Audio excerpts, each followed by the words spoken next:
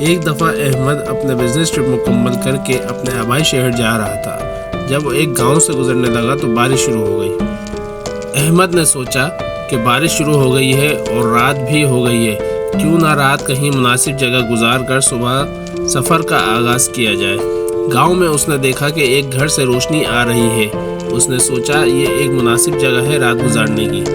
احمد نے دروازہ کھٹکھٹایا اور آواز لگائی، یہاں کوئی ہے؟ اندر سے ایک شخص باہر آیا اور کہا، جی میں آپ کی کیا مدد کر سکتا ہوں؟ احمد نے اپنا تعارف کروایا اور کہا، میں اپنے آبائی شہر جا رہا تھا کہ راستے میں بارش شروع ہو گئی ہے، رات بھی بہت ہو گئی ہے، کیا میں یہاں سورج نکلنے تک رک سکتا ہوں؟ جی ضرور، آپ اندر آ جائیں، اس شخص نے جواب دیا۔ احمد نے اس شخص کا شکریہ ادا کیا اور اس کا نام جاننا چاہا۔ اس شخص نے کہا، میرا نام عبداللہ ہے۔ احمد نے اس کا نام لے کر ایک دفعہ پھر شکریہ ادا کیا اور دونوں اندر چلے گئے۔ اندر جا کر احمد نے دیکھا کہ وہاں کافی تعداد میں ماربل اور کتبے رکھے ہوئے تھے۔ یہ دیکھ کر احمد نے سوال کیا، تو آپ سنگ تراش ہیں؟ جی ہاں، یہ ہمارا پرانا خاندانی کام ہے، عبداللہ نے جواب دیا۔ آپ کا کام بہت اچھا اور صفائی کے ساتھ ہے۔ احمد نے اس کے کام کی تعریف کی اور باقی کتبوں کو پڑھنے لگا۔ اچانک اس کی نظر ایک کتبے پر پڑی، جسے دیکھ کر وہ چونک گیا اور بلا اختیار بول پڑا، دیکھو یہ تو میرا نام ہے۔ عبداللہ نے کہا، یہ آپ نہیں ہو سکتے، کیونکہ احمد نام کے اس دنیا میں بہت لوگ ہیں۔ احمد نے کہا، ہاں آپ کی بات تو صحیح ہے، مگر حیرت اس بات کی ہے کہ میری ولدیت اور اس کی ولدیت بھی ایک ہی ہے، حتیٰ کہ تاریخ پیدائش بھی وہی ہے، ایسا کیسے ممکن ہے؟ یہ ایک اتفاق ہو سکتا ہے، آپ پریشان نہ ہو، عبداللہ نے احمد کو تسلی دیتے ہوئے کہا۔ آگے پڑھ کر احمد مزید چونکا اور پریشانی سے کہا کہ یہ دیکھو، اس سے زیادہ چونکا دینے والی بات کیا ہوگی؟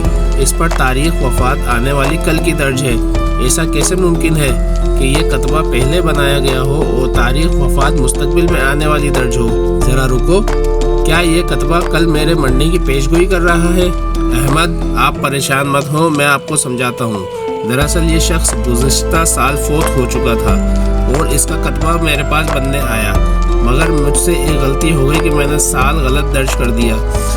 آپ ریلیکس ہو جائیں اور آرام کریں، کل آپ کو کافی لمبا سفر طے کرنا ہے۔ آپ ٹھیک کہتے ہو عبداللہ، میں کچھ زیادہ ہی سوچ رہا ہوں، آپ کا شکریہ میری پریشانی دور کرنے کا۔ سورج نکلنے کے بعد عبداللہ احمد کے پاس چائے لے کر آیا اور اسے پیش کی اور خیریت دریافت کی کہ اب آپ کیسے ہو؟ جی ہاں میں ٹھیک ہوں، احمد نے جواب دیا۔ چائے پی کر احمد نے کہا، شکریہ عبداللہ، اب میں چلتا ہوں۔ آپ ایک بہت اچھے انسان ہو، مجھے آپ سے مل کر بہت خوشی ہوئی، دوبارہ اگر آیا تو میں آپ سے ضرور ملنا چاہوں گا۔ جی ضرور، میرے لیے خوشی کی بات ہوگی، عبداللہ نے جواب دیا۔ آپ اپنا خیال رکھیے گا۔ احمد نے جیسے ہی واپسی کے لیے گھر کے دروازے سے باہر قدم رکھا، اس کو بے چینی شروع ہو گئی اور اس کے سینے میں درد ہونے لگا۔ وہ پسینے سے شرابور ہو گیا، آنکھوں کے سامنے اندھیرا آنے لگا اور وہ زمین پر گر پڑا۔ جب وہ زمین پر گرا تو اس کا سر ماربل کے پتھر سے زور سے ٹکرایا اور خون بہنے لگا۔ شکاری موت اس کا شکار کرنے اس کے سر پر آ کھڑی ہوئی۔ اس کی پتلیوں کی حرکت رک گئی اور وہ آخری سانس لے کر دم توڑ گیا۔